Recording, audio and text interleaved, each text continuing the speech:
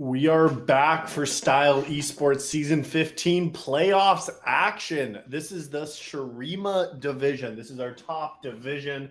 And if you thought that Potato and myself, Llama, were done casting TDK, you were wrong because they are back on the Rift tonight after a dominant 3-0 sweep the other day. And tonight they're going to have some stiff competition because they are taking on Moonligh, the second seed coming into this Shurima division.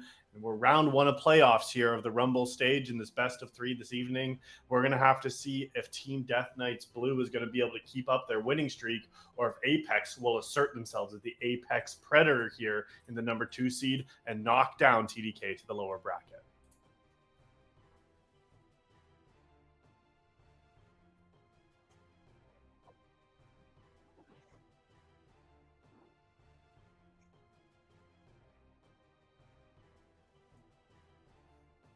I'm so sad I was muted that whole time. I'm just going to unmute and we're going to go. I'm so sad. Are we good? Potato muted.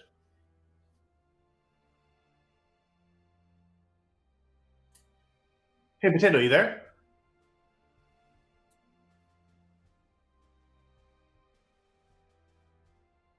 On cast. Hello?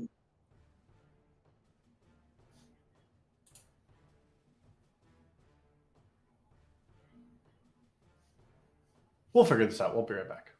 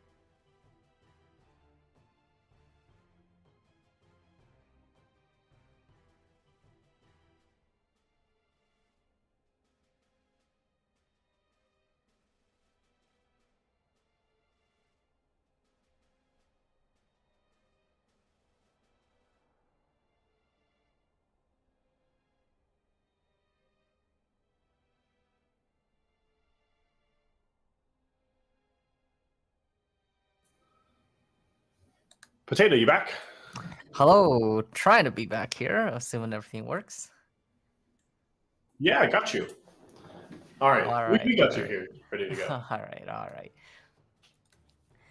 Yeah, so it looks like draft is already underway for these two teams. Should be a great matchup tonight between two of the top teams that this league has to offer. And already we're seeing some interesting first picks here. Poppy, not a champion that traditionally we've seen the highest presence on, but Jen, certainly a champion that really had high priority in the last series. And I think one of the strongest picks that you have right now with the Storm Razor changes coming in.